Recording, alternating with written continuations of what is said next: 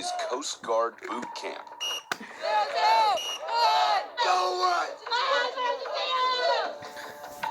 Before they get to serve in the United States Coast Guard, all recruits have to graduate from the Coast Guard's 8-week basic training program.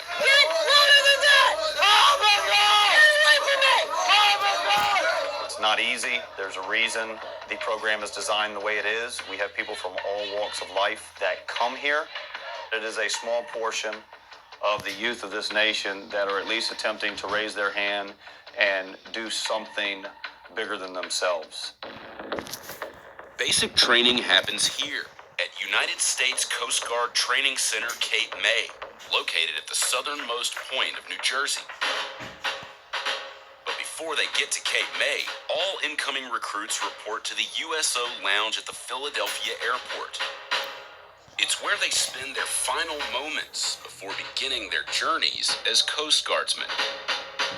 Why am I doing this? I don't know. It sounded like a good opportunity. My grandfather was in the Coast Guard. My mom's whole side of the family was in the Navy, but I didn't really feel like the Navy was my calling, and the Coast Guard felt right. I don't have a ton of money, man. I don't come from money, so I didn't really afford school. So this kind of seemed like my only option to do this without accruing a large amount of debt. So I'm most nervous about,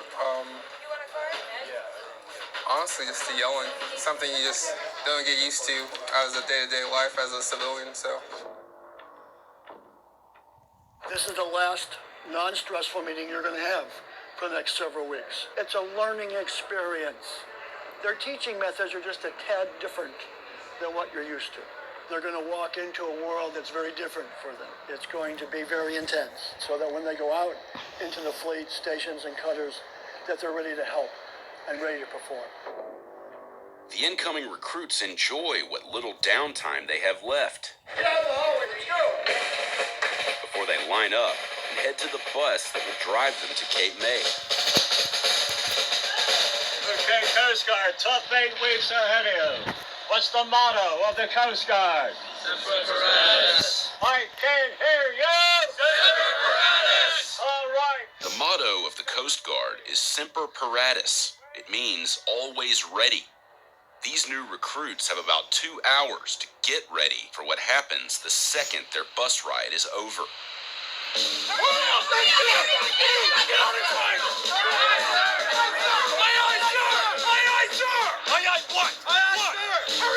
Obviously, there's a shock and awe factor to it. Kind of everything's haywire for a little bit.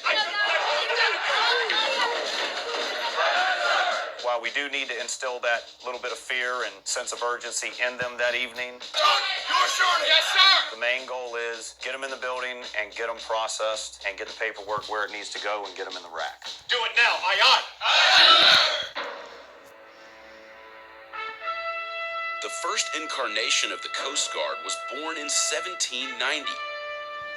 Secretary of the Treasury Alexander Hamilton lobbied Congress to construct a fleet of 10 large ships, or cutters, intended to enforce tariffs on vessels entering U.S. ports.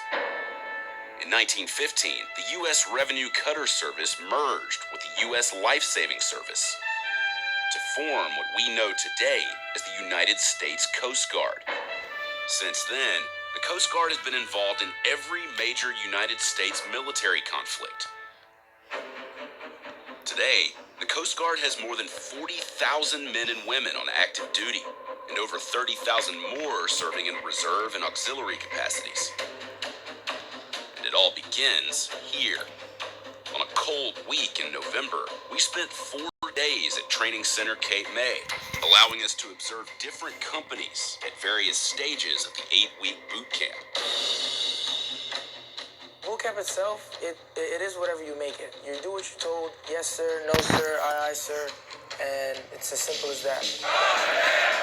First, the new recruits are issued uniforms. Next in line. Come on this way. And after a medical exam and standard vaccinations, the male recruits get a free haircut.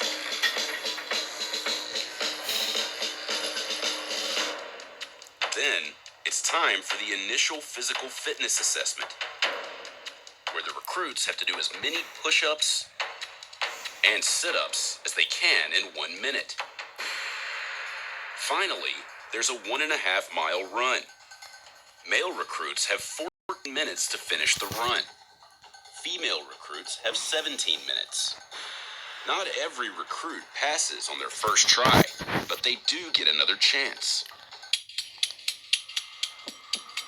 You have 5 minutes to finish this test. Most of you should finish in less than 3 minutes. All Coast Guard recruits have to pass a 3-part swimming test. Go ahead, step to the edge. First, jumping into the pool from a 6-foot platform. Step off.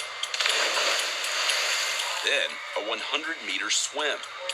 And last, they have to tread water for 5 minutes. Coast Guard recruits don't have to be expert swimmers. Remedial swimmers are allowed to wear flotation devices. After all of this physical exertion, the recruits have undoubtedly worked up an appetite, which means it's time for lunch. Or as it's known at Cape May, chow. But chow isn't a time of relaxation or chatting with your fellow recruits. What is it? In fact, it's the complete opposite.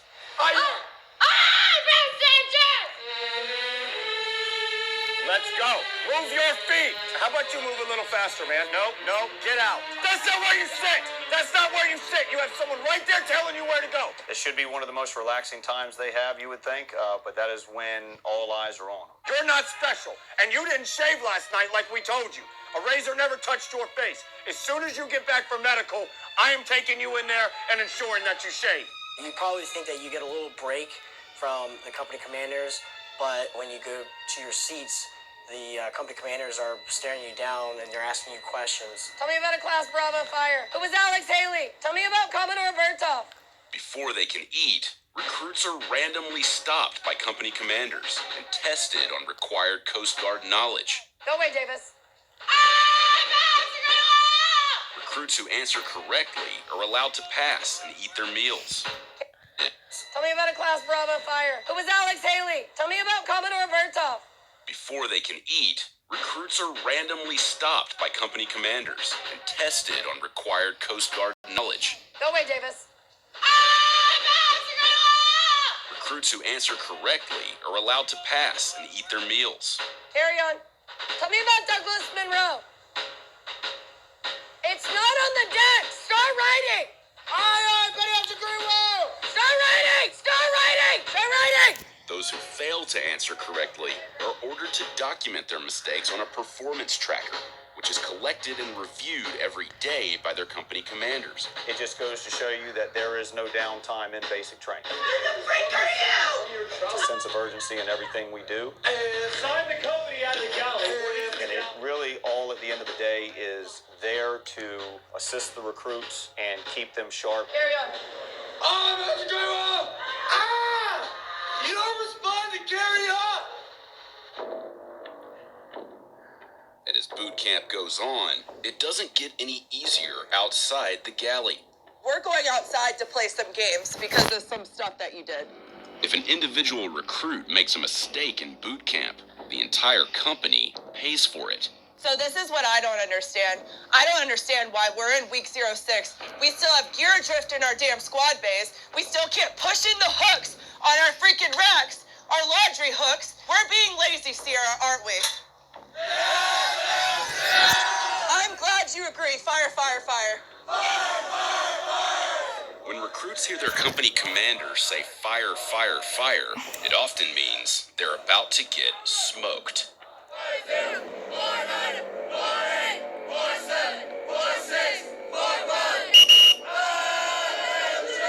Find some real estate. The smoke sessions, if you will, are the physical exertion of energy to reinstill to them that what they were doing was not the correct thing. Stop anticipating my command. We'll just keep playing this game until you get louder. Straight out in front of you. I was walking through their squad bays. Their racks weren't made properly. Little minute attention to detail things that they should know as week 06 recruits, and so they got punished for it. Getting smoked it's rough.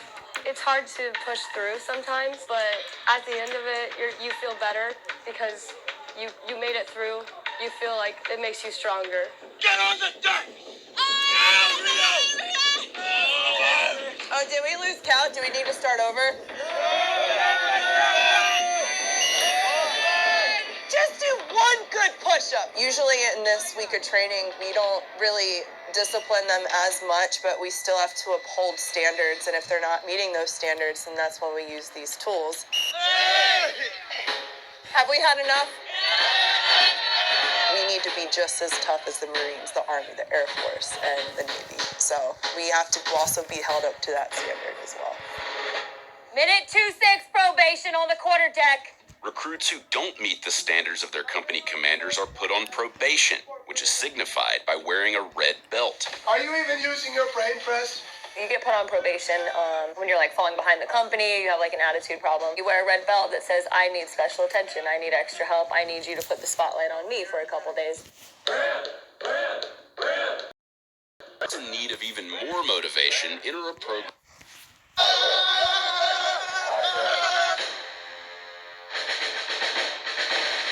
This is the Confidence Course at the Marine Corps Recruit Depot in Parris Island, South Carolina. What did you just say? I guess that's what we say, right? Say you now. Recruits attack the course during week 2 of training. You must negotiate 15 obstacles, which test them both physically and mentally, requiring a combination of focus, coordination, and of course, confidence. You stay. No, I go, you stay. I go, you stay. If they don't have confidence, they can't really make any sound decisions. If they're not confident in anything that they're doing or they're thinking, they might have a lot of missteps and slip-ups, and it would affect things on the battlefront.